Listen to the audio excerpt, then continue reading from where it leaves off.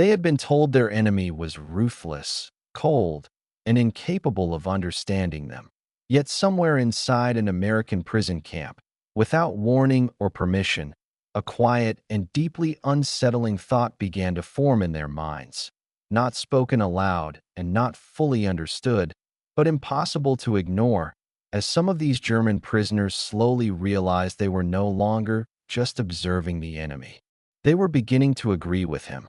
When the group of German prisoners first arrived at the American camp, they carried with them a clear and unshakable certainty about where they were and who they were facing, because everything they had been told back home had painted a consistent picture of the enemy as harsh, distant, and incapable of restraint. So as they stepped through the gates, their eyes searched instinctively for signs that would confirm this belief, expecting tension in the air, strict movements from the guards, and an atmosphere that would immediately reinforce the idea that they had entered a place defined by control and hostility rather than anything resembling normal life. What they encountered instead did not match that expectation in any obvious way, and this mismatch was not dramatic enough to be called a shock, but it was present in small details that did not align properly, such as the way the guards moved without visible urgency,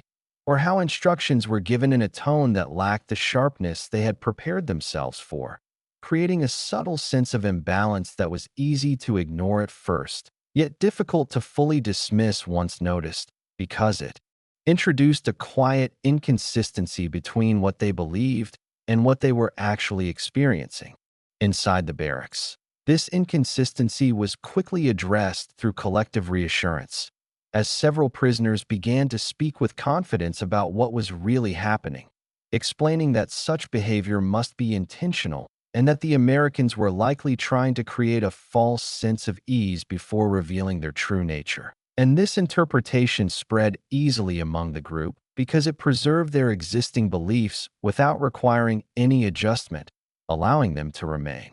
certain about their understanding of the enemy while reinterpreting every unexpected detail as part of a larger, hidden strategy. Among them, one prisoner stood out for his complete refusal to entertain any doubt, maintaining a firm and unwavering position that everything they observed was exactly as expected, even when confronted with details that did not fully fit, because for him, accepting even a small inconsistency would mean allowing uncertainty to enter a framework that had always been clear and stable. So he dismissed every irregularity with simple explanations, reinforcing the group's confidence and providing a sense of psychological stability at a moment when the environment itself was beginning to suggest that something was not entirely as they had imagined. Yet despite these efforts to maintain certainty, a quiet observation began to settle beneath the surface,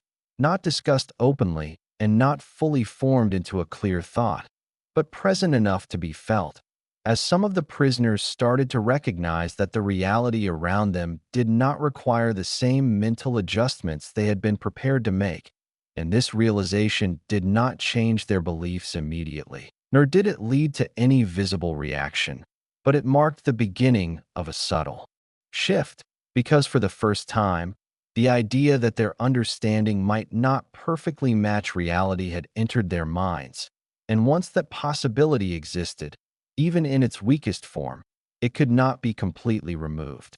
In the days that followed, the small inconsistencies that had first appeared as isolated details began to form a pattern that could no longer be dismissed as coincidence, not because anything dramatic had changed, but because nothing changed at all, and this stability in behavior, repeated with quiet precision from one day to the next, created a growing sense that what they were observing was not temporary, forcing some of the prisoners to recognize that the explanation they had accepted earlier was becoming increasingly difficult to maintain without effort. One of the prisoners, who had previously shown no interest in questioning the group's shared assumptions, began to observe these patterns with a different kind of attention, no longer looking for confirmation of what he already believed, but instead noticing how consistent the tone of the guards remained regardless of situation, how instructions were delivered without variation, and how the expected shift from restraint to hostility never occurred,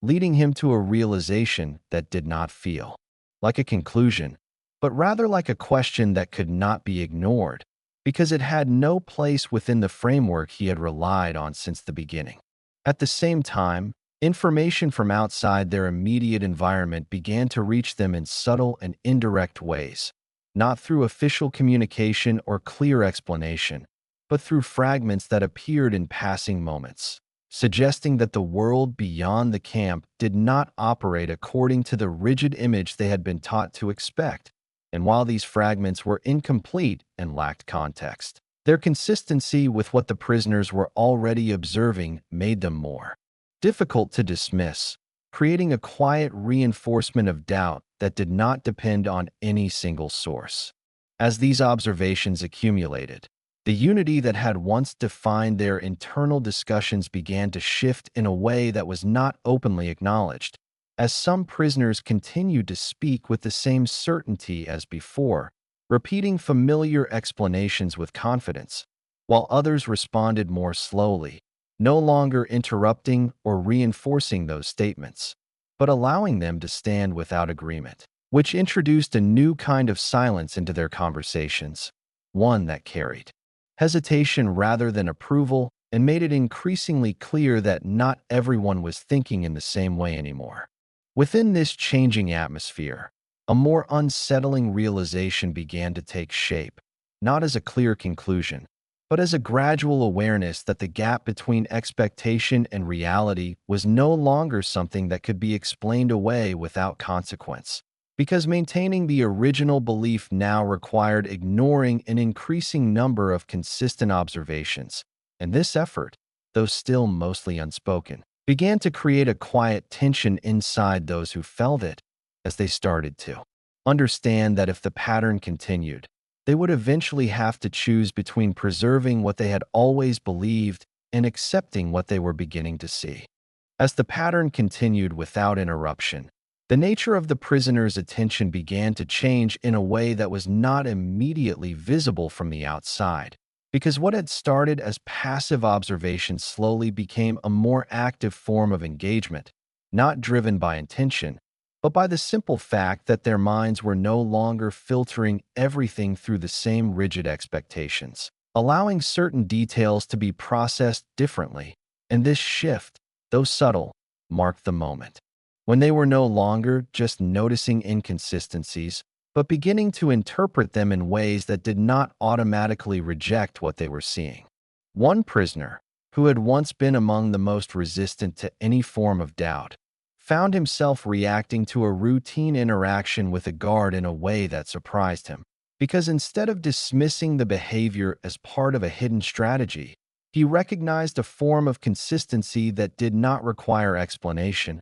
and this recognition did not feel like agreement, but it also did not feel like rejection, placing him in an unfamiliar position where his response was no longer defined by opposition, but by something closer to understanding, even if he was not yet willing to admit it. These moments did not remain isolated, as similar experiences began to occur across different situations, each one small and unremarkable on its own, yet together forming a sequence that gradually weakened the automatic resistance that had once defined their thinking. Because the repetition of these encounters made it increasingly difficult to maintain the same level of certainty without actively suppressing what they were experiencing, and this suppression, for some of them, began to feel less natural than simply allowing the observation to exist without immediate judgment. At least one of the prisoners became aware of this change as it was happening within himself, recognizing that his reactions were no longer as immediate or as absolute as they had been before, and this awareness did not bring clarity or comfort, but rather a sense of unease, because it suggested that something internal was shifting without his control, and that the framework he had relied on to define his understanding of the world was no longer operating with the same strength or reliability as it once had. This realization, though still unspoken and not yet shared openly with the others, marked a critical point in the progression of their experience. Because for the first time, the change was no longer limited to how they perceived the environment around them, but had begun to affect how they interpreted it. And this transition from observation to internal adjustment introduced a new and more complex tension. As some of the prisoners started to sense that what was happening was not just a temporary reaction to unfamiliar conditions, but the beginning of a deeper transformation that they were not prepared to face or fully understand. By this point, the shift that had begun as a quiet internal adjustment could no longer remain entirely contained, not because anyone chose to express it openly, but because the accumulated weight of unspoken thoughts started to influence the way certain words were said and how others were received. And this change became visible during a seemingly ordinary conversation when one of the prisoners, without raising his voice or attempting to provoke a reaction, stated an observation that carried a meaning he would not have allowed himself to consider before, and the effect of this moment was immediate, not through argument or rejection, but through the silence that followed, as the others recognized something familiar in what had just been said. This silence was different from the hesitation that had appeared earlier, because it did not come from uncertainty about what to think, but from the realization that the thought itself was no longer isolated, and that others had reached similar conclusions without speaking them aloud, creating a shared awareness that did not require confirmation, yet carried a weight that none of them were prepared to address directly, because acknowledging it would mean accepting that their internal position had already begun to shift in ways they had not intended. For some of the prisoners, this moment introduced a new kind of discomfort that was not directed at the environment or the guards, but inward, as they began to recognize that their reactions were no longer aligned with the identity they had maintained since the beginning. And this misalignment created a subtle but persistent tension, because it suggested that the change was not something being imposed on them from the outside, but something developing within their own thinking, without clear boundaries or a defined point of origin. As this awareness deepened, a more unsettling question began to emerge, one that was not expressed openly but could be felt in the way conversations became shorter and more cautious,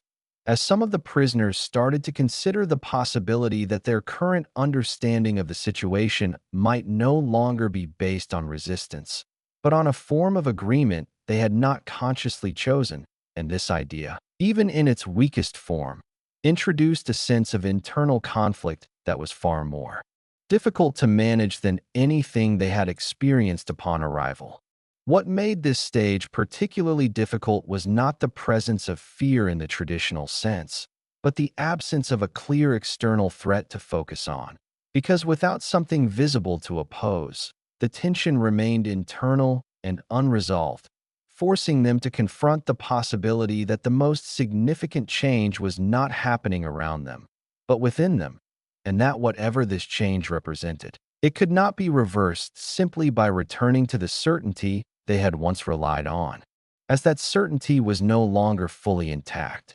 As the internal tension continued without resolution, a noticeable change began to appear in the way some of the prisoners responded to the ideas that had once defined them, not through open rejection or deliberate opposition, but through a gradual absence of reaction, as statements that would have previously been defended with certainty were now allowed to pass without reinforcement, creating a subtle but significant shift in the atmosphere of the group, because the strength of their shared beliefs had always depended on constant affirmation, and without it, those beliefs began to lose their presence in a way that did not require direct confrontation. This change did not occur at a single moment or through a clear decision, but developed over time in a way that made it difficult to identify when it had truly begun, as each prisoner experienced it differently, some becoming aware of it as it happened, while others only recognized it after it had already taken hold.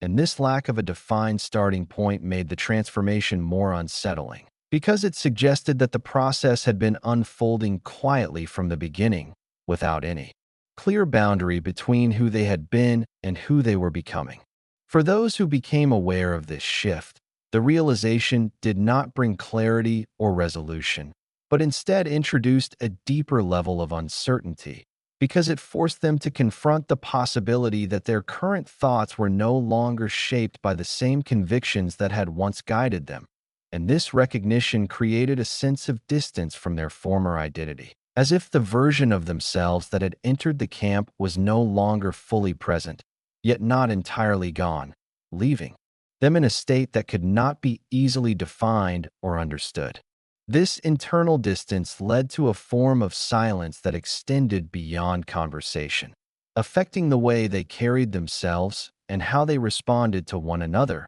as the need to maintain a consistent position gradually faded, replaced by a quiet awareness that something fundamental had changed, and that attempting to return to their previous certainty would require ignoring the experiences that had already altered their thinking, which was no longer possible without a conscious effort that felt increasingly unnatural. In the end, what remained was not a clear conclusion or a shared understanding, but a collective recognition that the most significant change had occurred without announcement or acknowledgement, as the prisoners found themselves in a state where the fear they had once directed toward the enemy had been replaced by a more complex and difficult realization, because it was no longer the external world that felt uncertain, but their own thoughts. And in that realization, they understood that the transformation they had tried to resist had already taken place, not through force, but through a quiet and persistent shift that had changed them in ways they could no longer deny.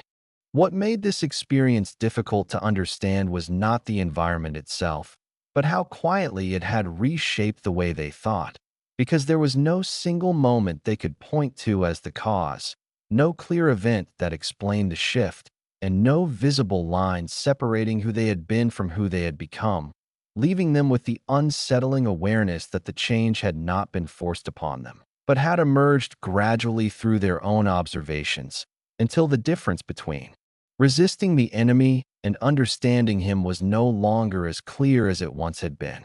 Thank you for spending this time here. If these quiet, true World War II stories matter to you, subscribing helps this channel continue.